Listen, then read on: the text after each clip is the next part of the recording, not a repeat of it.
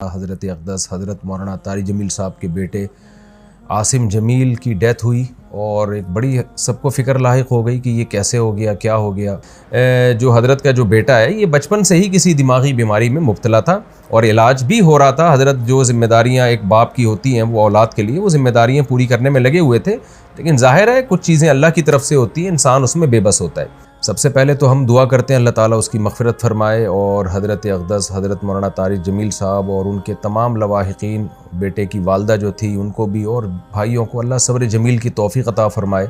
यहाँ बहुत से लोग ये सवाल उठा रहे हैं कि इतना दीनदार घराना और बेटे ने ख़ुदकुशी कर ली। हर ख़ुदकुशी डिप्रेशन में ही होती है, टेंशन में ही होती है, खुशी में तो कोई भी ख़ुदकुशी नहीं करता। याक़ूब अलैहिस्सलाम को हम देख लें ना कि सारी ज़िंदगी बेटे के गम में रोते रहे मगर ख़ुदकुशी की तरफ नहीं गए। अमल को ख़ुदकुशी करार देना ये किसी भी तरह से ये बात दुरुस्त नहीं है और ये एक इल्ज़ाम है और जिस इस इल्ज़ाम का जवाब आपको क़यामत के दिन देना पड़ेगा। इंसान पर कुछ कैफ़ियत ऐसी आ जाती हैं कि जिसमें वो अपने कौल व अमल का ज़िम्मेदार नहीं होता और उसके कौल व अमल पे उसको ना गुनाह मिलता है, ना उसको दुनिया में सज़ा मिलेगी, ना आखिरत में सज़ा मिलेगी। ये वो जब है जब इंसान की दिमागी सलाहियत काम करना छोड़ दे। तलाक़ आपको मालूम है कितना हसास मामला है, शदीद गुस्सा में भी अगर इंसान हो तो तलाक़ वाक़ हो जाती है। सलासुन जिद्दुहुन्न जिद्दुन व हज़्लुहुन्न जिद्दुन, इस हदीस की रोशनी में।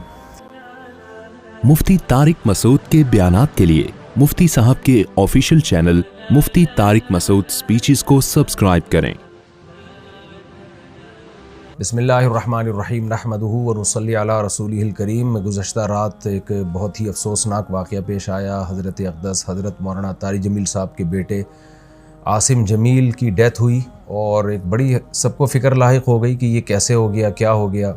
अब उनके बेटे का मौलाना यूसुफ़ जमील साहब का बयान सामने आया है कि उसने ख़ुद को गोली मार के हलाक किया और डिप्रेशन का वो पेशेंट था। सबसे पहले तो हम दुआ करते हैं अल्लाह ताला उसकी मग़फ़िरत फ़रमाए और हज़रत अक़दस हज़रत मौलाना तारिक जमील साहब और उनके तमाम लवाहिकीन, बेटे की वालदा जो थी उनको भी और भाइयों को अल्लाह सब्र जमील की तौफ़ीक़ अता फ़रमाए और उस बेटे को उस जहाँ की भलाइयाँ नसीब करे अल्लाह ताला, उसके सग़ाइर कबाइर ख़ताओं को अल्लाह माफ़ करे। मैं जो ये बयान रिकॉर्ड करवा रहा हूँ इसका एक बड़ा मकसद जो है वो उन लोगों को जवाब देना है जो इस अमल को ख़ुदकुशी करार दे रहे हैं, क्योंकि मैंने भी कुछ कमेंट्स पढ़े हैं, कुछ लोगों के नेगेटिव कमेंट्स हैं। आपको पता है कि दीनदार तबके की तरफ से कुछ लोग ऐसे मुखालिफ लोग हैं उलमा के, दीनदारों के, कि उनको मौका चाहिए होता है प्रोपेगेंडा करने का।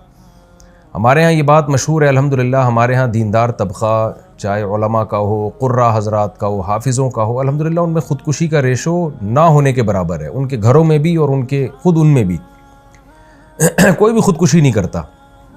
और ये बात बड़े फ़ख्र से बयान की जाती है कि कारी हज़रात की तनख़्वाहें देखें आप, आइम्मा किराम की तनख़्वाहें देखें, उनके मसाइल देखें, उसके बावजूद वो ख़ुदकुशी की तरफ नहीं जाते, इसलिए कि अल्लाह ने उनको सब्र दिया है।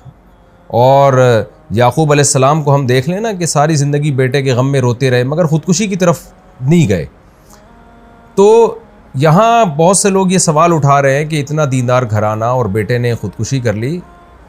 इसका जवाब मौलाना यूसुफ़ जमील साहब की तरफ से अल्हम्दुलिल्लाह आ चुका है कि वो भाई डिप्रेशन का पेशेंट था, वो उसको इलेक्ट्रिक के झटके दिए जाते थे, मेडिसिन खाता था वो, और डॉक्टरों ने ये भी हिदायत की हुई थी कि इसके पास कोई ना कोई रहना चाहिए, कुछ भी कर सकता है। तो ये जवाब मैं समझता हूँ काफ़ी है उन लोगों का मुंह बंद करने के लिए जो इस अमल को ख़ुदकुशी करार दे रहे हैं। लेकिन आपको पता है जो फितना परस्त लोग होते हैं उनको बातें करनी है। बाज़ लोग ये भी तबसरा कर रहे हैं कि हर ख़ुदकुशी डिप्रेशन में ही होती है, टेंशन में ही होती है, खुशी में तो कोई भी ख़ुदकुशी नहीं करता। तो देखें ये टॉपिक डॉक्टरों का है, डॉक्टर बताते हैं और हमने मुशाहिदा भी किया है कि डिप्रेशन दो तरह की होती है। एक डिप्रेशन तो आम लोग जो दुनिया की मोहब्बत में डिप्रेशन में गए हुए हैं, एक डिप्रेशन वो होती है जो किसी दिमागी बीमारी की वजह से होती है।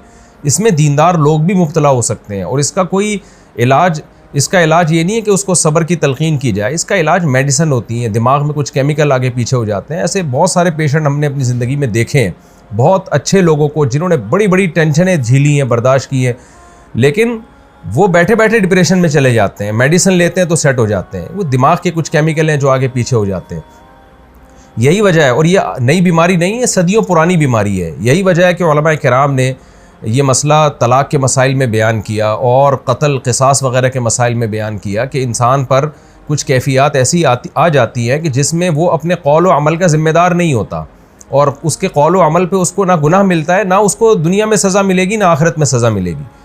ये वो जब है जब इंसान की दिमागी सलाहियत काम करना छोड़ दे। तलाक़ आपको मालूम है कितना हसास मामला है, शदीद गुस्सा में भी अगर इंसान हो तो तलाक़ वाक़ हो जाती है। सलासुन जिद्दुहुन्न जिद्दुन व हज़्लुहुन्न जिद्दुन, इस हदीस की रोशनी में।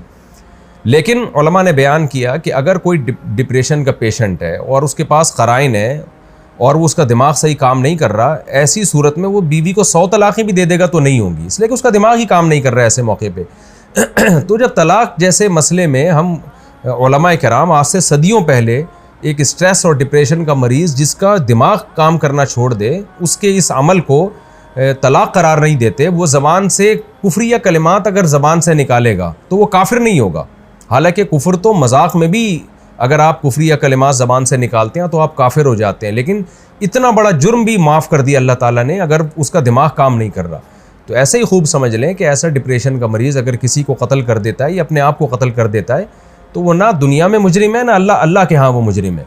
उसमें मलामत करना और किसी को बुरा भला कहना या कोई नेगेटिव बातें करना, ये जो बातें करने वाले लोग हैं वो मुजरिम हो जाएंगे। तो एक डिप्रेशन वो होती है जो दुनिया से दुनिया की मोहब्बत की वजह से, दुनिया की छोटी छोटी बातों को आप बहुत ज़्यादा बढ़ा लेते हैं, ये किसकी वजह से होती है? ये नापसंदीदा है, क्योंकि नेक लोग हमेशा सब्र करते हैं। लेकिन एक डिप्रेशन वो है जो आपको किसी दिमागी बीमारी की वजह से, तो ये बचपन से इसकी जो हमें तहकीकात से मालूम हुआ है कि ये जो हज़रत का जो बेटा है ये बचपन से ही किसी दिमागी बीमारी में मुब्तला था और इलाज भी हो रहा था। हज़रत जो ज़िम्मेदारियाँ एक बाप की होती हैं वो औलाद के लिए वो ज़िम्मेदारियाँ पूरी करने में लगे हुए थे, लेकिन ज़ाहिर है कुछ चीज़ें अल्लाह की तरफ से होती हैं, इंसान उसमें बेबस होता है। तो हम सब इस गम में हज़रत के साथ बराबर के शरीक हैं और हम सब दिल से दुआ करते हैं अल्लाह ताला हज़रत के इस बेटे को उस जहाँ की भलाइयाँ नसीब करे और उस जहाँ की खुशियाँ नसीब करे, और जो भी उनके रिश्तेदार और लवाहिकीन हैं अल्लाह ताला उन सब को सब्र जमील की तौफ़ीक़ अता फ़रमाए, और जो मनफी कमेंट्स करने वाले लोग हैं अल्लाह ताला उनको हिदायत दे। और मैं फिर दोबारा अपनी बात को रिपीट करता हूँ कि इस अमल को ख़ुदकुशी करार देना ये किसी भी तरह से ये बात दुरुस्त नहीं है और ये एक इल्ज़ाम है, और इस इल्ज़ाम का जवाब आपको क़यामत के दिन देना पड़ेगा। अल्लाह ताला मरहूम की मग़फ़िरत फ़रमाए और लवाहिकीन को अल्लाह सब्र जमील की तौफ़ीक़ अता फ़रमाए और मरहूम को जन्नत में अल्लाह ताला आला दर्जात अता फ़रमाए। व मा अलैना इल्लल बलाग़।